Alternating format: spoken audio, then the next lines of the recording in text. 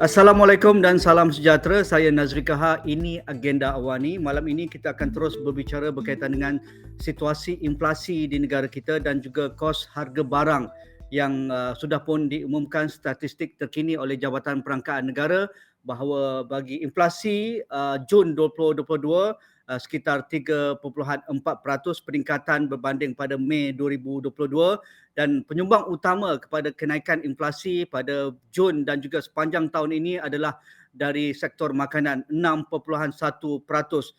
Begitu juga dengan sektor pengangkutan dan juga sektor pembinaan. Manakala bagi sektor-sektor tertentu seperti kesihatan, pelajaran dan misalnya masih berada di paras yang munasabah. Jadi untuk melihat bagaimana kerajaan menangani isu inflasi dan juga kos sara hidup di negara kita, kerana ini merupakan satu perkara yang penting dan bukan hanya berlaku di Malaysia tetapi di seluruh dunia, malah di negara-negara berjiran juga kenaikan inflasi mereka lebih tinggi apa yang dicatatkan 3.4% di Malaysia. Jadi Yang Berhormat Datuk Seri Mustafa Mohamed sudah bersedia di Google Meet pada malam ini, Menteri di Jabatan Perdana Menteri untuk Hal Ehwal Ekonomi. Assalamualaikum Datuk Seri Mustafa. Topa, apa khabar? Terima kasih Nazri. Topa, mungkin sebagai permulaan apa reaksi Topa dengan pengumuman Ketua Perangkaan inflasi untuk Jun 2022 3.4%? Yang pertama, kita sedia maklum kita menghadapi krisis kesihatan COVID-19 kira-kira 18 bulan barulah reda sedikit.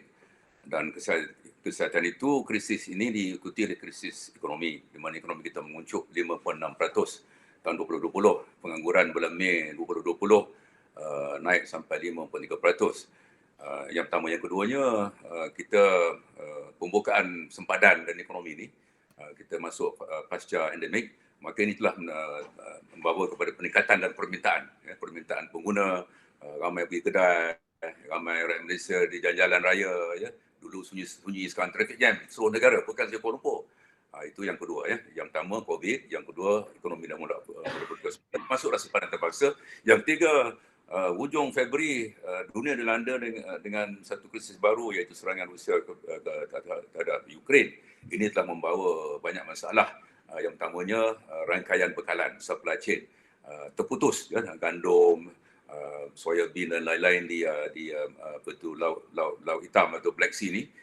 Yang keduanya, peningkatan dalam harga-harga komoditi. Umpamanya kalau kita lihat kepada minyak lah, tahun 2021 puratanya kira-kira $71 Amerika satu tong. Sekarang ini daripada Januari sampai sekarang kira-kira $105 Amerika. Peningkatan yang amat kata. Ini contoh-contohlah. Jadi apa yang diumumkan oleh Jabatan Perangkaan kadar inflasi Malaysia 3.4 itu adalah hasil dari dua perkara. Berikutan dua perkara. Yang pertama ialah pembukaan semula ekonomi, di mana ekonomi Malaysia sedang pulih dengan agak rancak lah.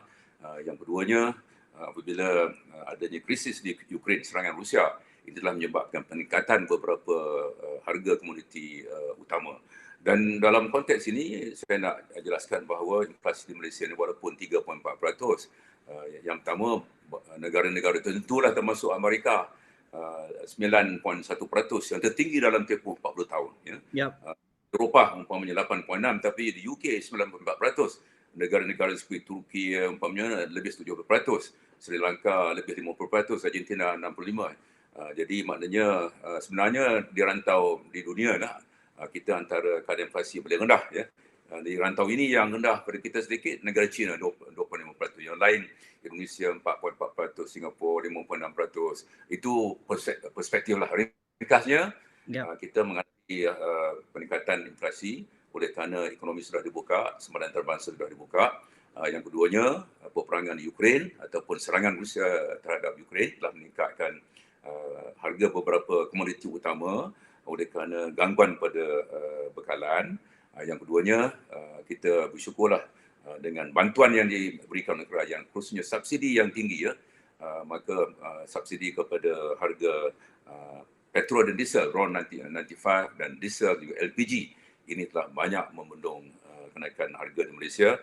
Jabatan Perangkaan kita sedia maklum sudah buat anggaran. Tanpa subsidi ini, inflasi negara kita ialah 11.4%. Harus kita ingat bahawa Ya. di beberapa negara tidak ada subsidi ya. Kita antara negara yang tinggi subsidi. Dan satu lagi perspektif saya nak maklumkan bahawa subsidi yang kita belanjakan tahun ini dijangka 77 bilion itu adalah lebih tinggi daripada perbelanjaan untuk pembangunan. Ya.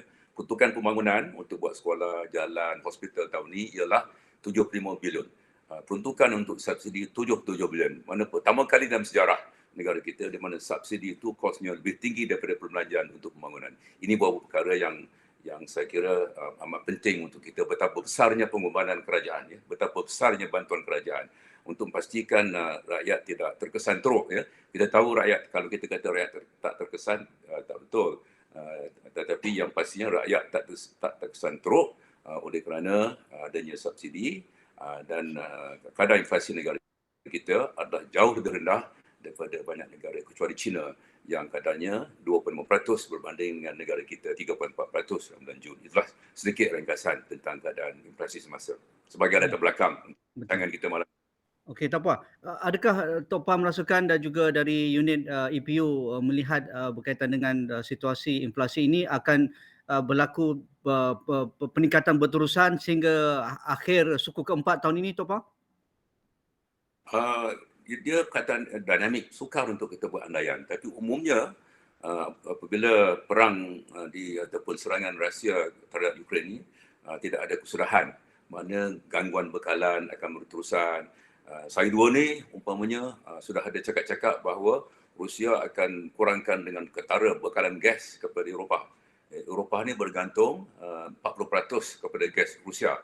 Sekiranya IMF telah membuat ramalan, sekiranya bekalan gas ke Eropah ni terhenti sepenuhnya, maka Eropah akan menghadapi kemerosotan ekonomi yang teruk, ya, minus 6% kadar pertumbuhan, menguncup 6%.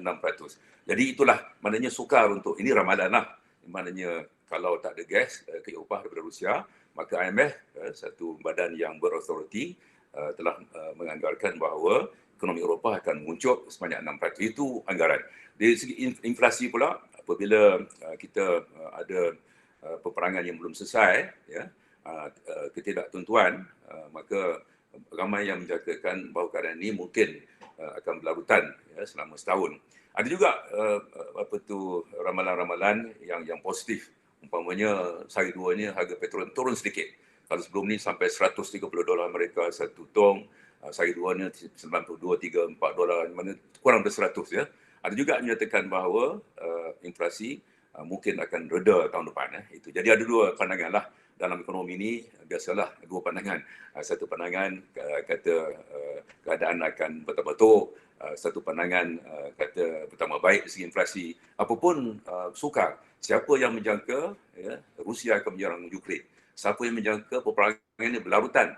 Apabila peperangan itu berlaku ataupun akhir Februari lalu Rusia menyerang Ukraine, ada pembendangan bahawa paling lama 6 bulan. Ini dah 6 bulan dah. Hampir 6 bulan dah. Jadi nak buat ramalan kerana sekarang ni susah. Kita telah menghadapi banyak krisis. Ya. 97-98 krisis Asia Timur atau East Asian Financial Crisis. Satu yang besar ialah Global Financial Crisis 2007-2008. Jadi isunya sekarang ialah krisis ini, ya, dia menyeluruh. COVID semua terkesan. Kesihatan, semua sektor pelancongan. Dan mari pula dah ada COVID, lepas tu kita buka, baru kita nak menyaksikan penambahbaikan dan juga pertumbuhan ekonomi, kita ada Ukraine pula.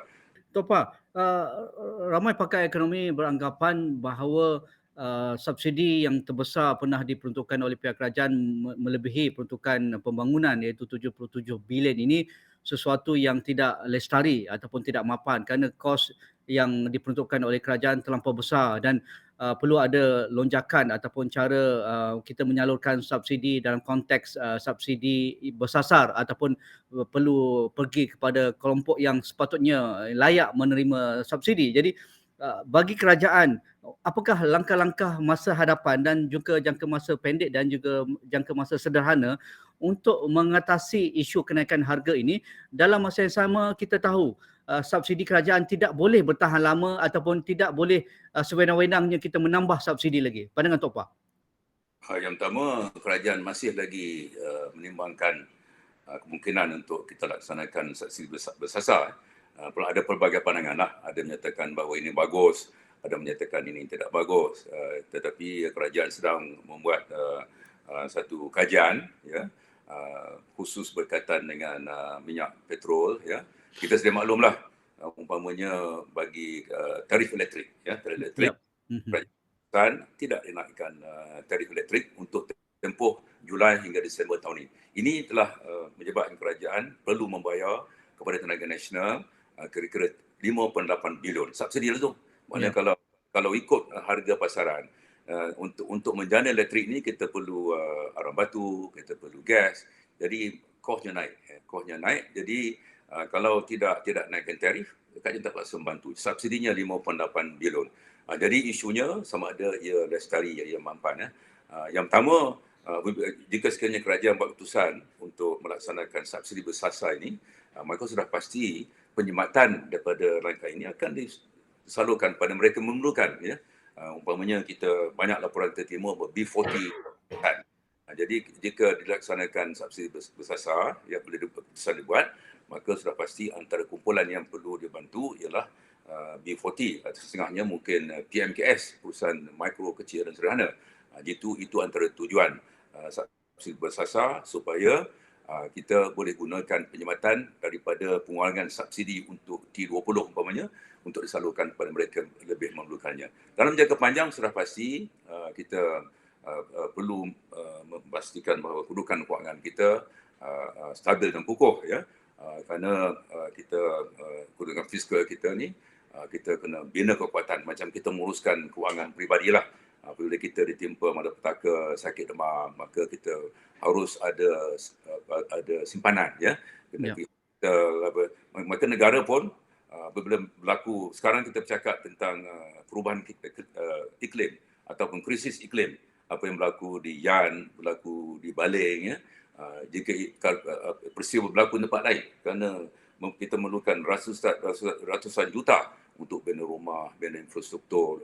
Banjir baru ni pun tahun lepas, bulan 12, 6 bilion kerugian. Maka bila rakyat terkesan, kerajaan perlu membantu. Jadi itu sebabnya dalam jangka sederhana, kita kena bina kekuatan fiskal kita. Tapi jangka pendek ni, ya, tumpuan kita ialah untuk pastikan bahawa kita dapat memberi bantuan sewajarnya kepada rakyat. Jadi jangka panjang, sudah pasti, yang pertama kita harap dalam setahun ni mungkin reda sedikit. Harga minyak umpamanya lah. Kalau harga minyak ni berterusan kurang dari $100 Amerika, seperti mana 3-4 hari ni, ya, maka ini subsidi yang dianggarkan 77 bilion itu mungkin kurang sedikit. Maknanya kita beri cepat di situ, ya. Kenapa subsidi 77 bilion itu kita mengandaikan harga $100 Amerika satu tong. Jadi kalau harga $90 satu tong harga minyak, maka ada penjimatan. Jadi itulah antara perkara yang perlu diberi pertimbangan oleh kerajaan. Buat masa ini, kerajaan akan teruskan beri subsidi kepada barang-barang tertentu, termasuklah minyak masak 1 kg, termasuklah RON95, LPG. Ini merupakan antara subsidi yang terbesar diberikan. Untuk jangka panjang, sudah pasti kita kena melihat, ya, keadaan ekonomi macam mana. Jadi kalau ekonomi bertambah baik umpamanya, maka ini memberi ruang kepada negara dengan mana masalah ini akan selesai dengan sendirinya. Ya, kalau ekonomi bertambah baik, yang kedua inflasi reda, maka ini akan dengan secara automatiklah mengurangkan sedikit tekanan dari kerajaan dan kepada rakyat.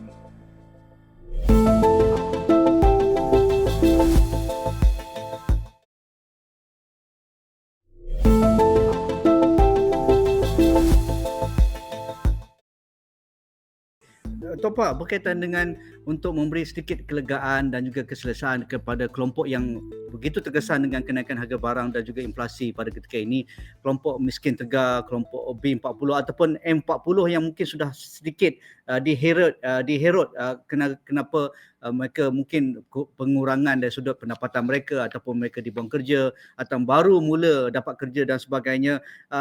Basmi Miskin Tegar Keluarga Malaysia ataupun BMTKM ini. Jadi apa statusnya, Tok Pa, yang diumumkan ataupun dimulakan pada Jun 2022?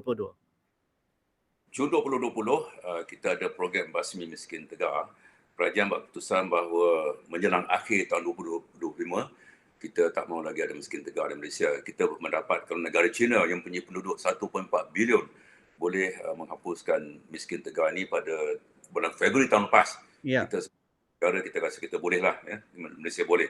Jadi pada masa ini ada kira-kira 141,590 keluarga miskin tegar. Inilah yang kita nak kurang. Jadi miskin tegar ni boleh kita kurang hapuskan melalui dasar kerajaan. Satu dengan peningkatan ekonomi kita, pertumbuhan ekonomi yang baik. Ya. Bila ekonomi bertumbuh, ya, setelah kita tahun depan umpamanya kita ialah Kementerian Kewangan membentangkan belanjawan untuk 2023 akan membuat anggaran berkaitan kadar pertumbuhan.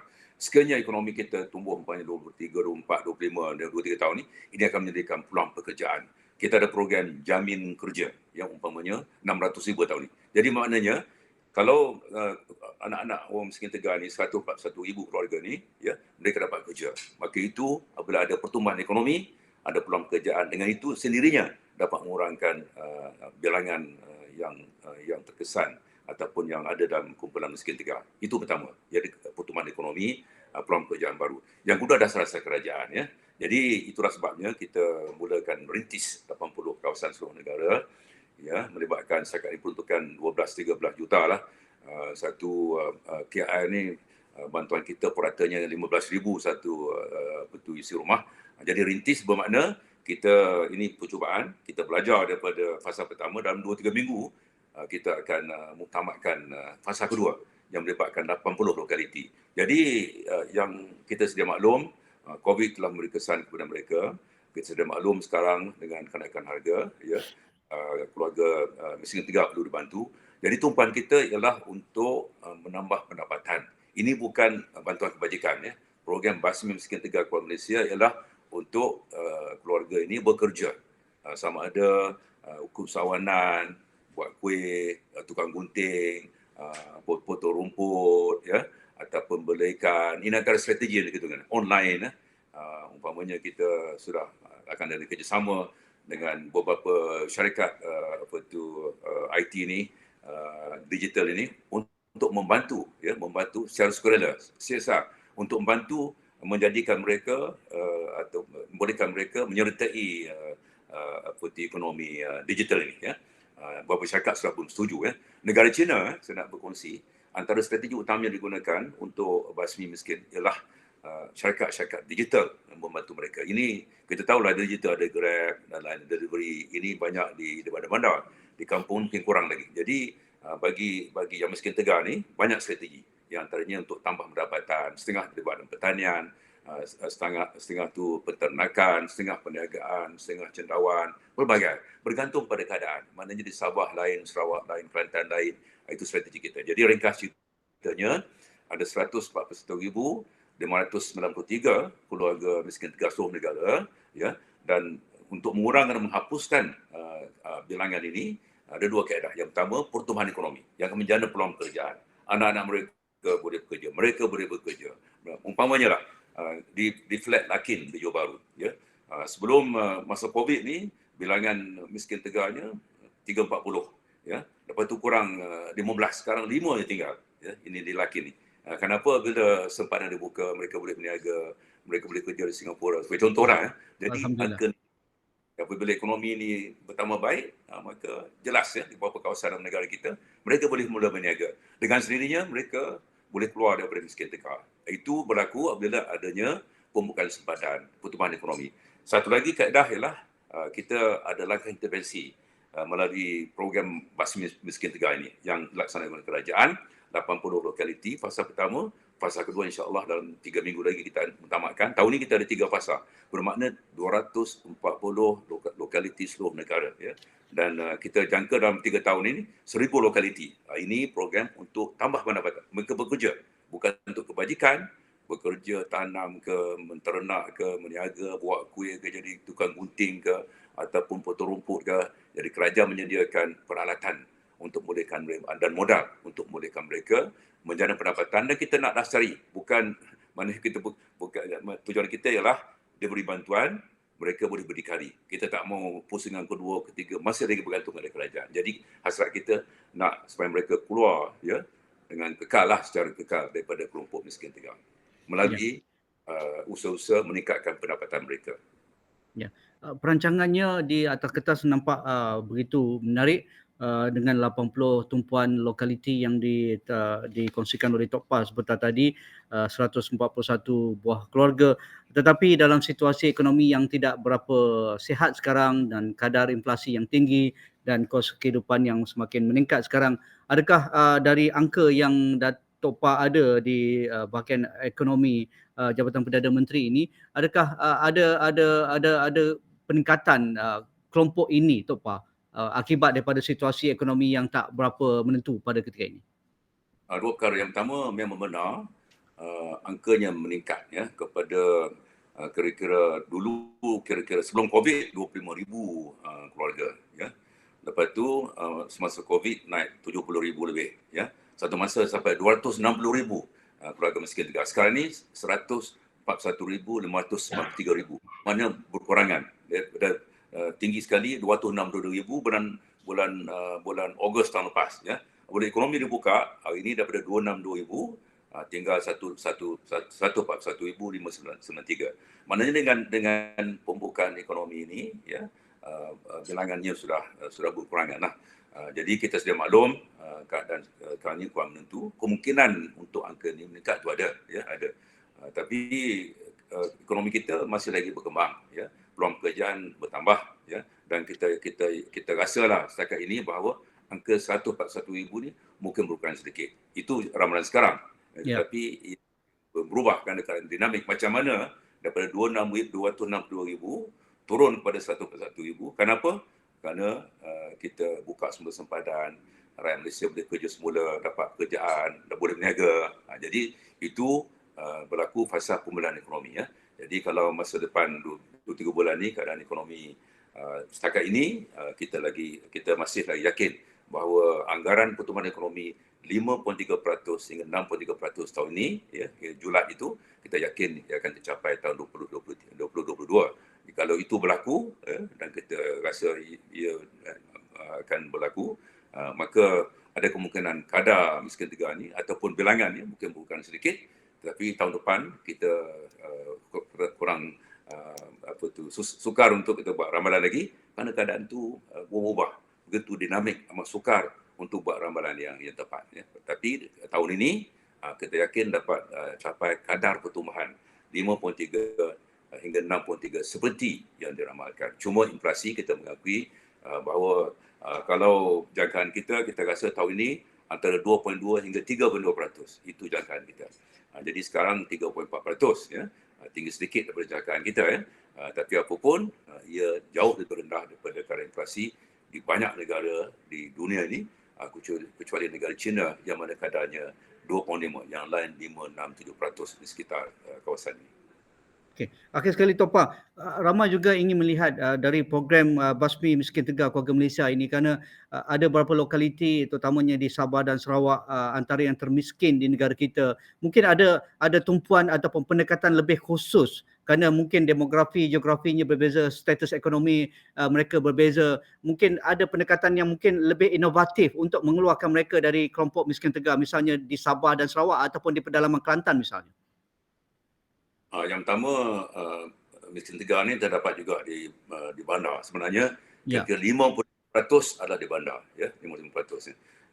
Saya dah pergi beberapa kali ke Flat Kerinci dan Desa Rejang di Setapak ni, dan kita lihat di sana bilangan miskin tegarnya atau keluarga kira 50-60 daripada bilangan jumlahnya 2 hingga 3,000 lah yang menghuni di Flat Desa Rejang dan juga di Kerinci ya.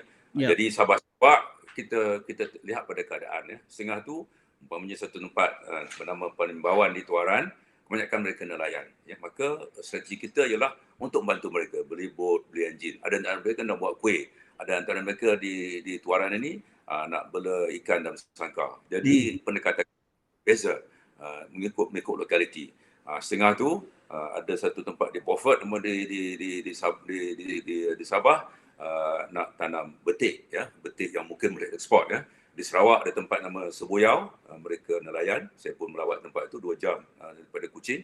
Mereka nelayan, maka bot nelayan, enjin nelayan, juga ada isteri-isteri nak buat kuih. Jadi pendekatan ini berbeza mengikut lokaliti. Kalau Kelantan, kita ada orang asli.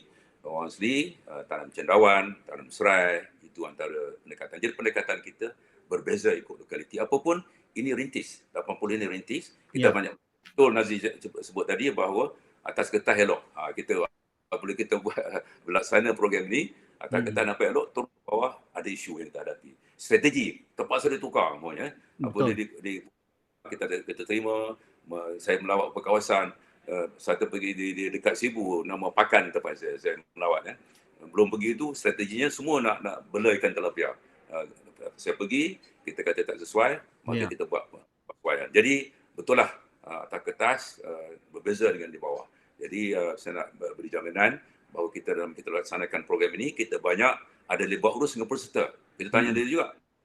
Dia mampu, dan juga dengan ADO, DO, dengan ketua masyarakat, ketua kampung, pengudu, ya, Tok Batin. Jadi yang bezanya program ini, kita banyak libat urus dengan peserta, dengan ADO, pemimpin masyarakat, dan juga kita libatkan banyak, ada beberapa syarikat yang hampir harapan untuk bantu sebagai sebahagian CSR dia. Ada beberapa syarikat digital yang menyatakan kesanggupan mereka. Ada beberapa yayasan. Jadi kita bekerja sebagai satu pasukan holistik, kajian pusat, kerjasama kajian negeri, agensi kajian pusat kajian negeri, ada syarikat-syarikat, ada NGO, ada yayasan. Jadi ini satu usaha yang bersepadu, dan kita mendoakanlah, tak ada garanti kita berjaya 100%. Tapi yang penting, eloklah kita panggil fasa pertama sebagai rintis. Kita banyak belajar, ya. Atas kertas elok, saya dapati turun ke bawah kadang-kadang jauh beza antara apa yang kita dapat laporan di Putrajaya dengan apa yang kita dapati penemuan kita di akar umbi lah. Apapun kita dengan proses dia buat urus, kita dapat murnikan semuanya, dan insya-Allah kita harap dalam sebulan, sebulan 2 kita akan dapat mula lihat tanda-tanda hasilnya lah, ya. Okey. Terima kasih Tok Pa atas penerangan dan juga pencerahan dan perkongsian berkaitan dengan bagaimana keadaan ekonomi negara pada ketika ini, dan juga aspek perancangan program Basmi Miskin Tegar Keluarga Malaysia, dan apakah statusnya di lapangan. Terima kasih Tok Pa sekali lagi. Yang Berhormat Datuk Seri Mustafa Mohamed, Menteri di Jabatan Perdana Menteri bagi Portfolio Ekonomi. Itu sahaja bersama saya Nazri Kahar dalam Agenda Awani pada malam ini. Assalamualaikum, kita jumpa lagi.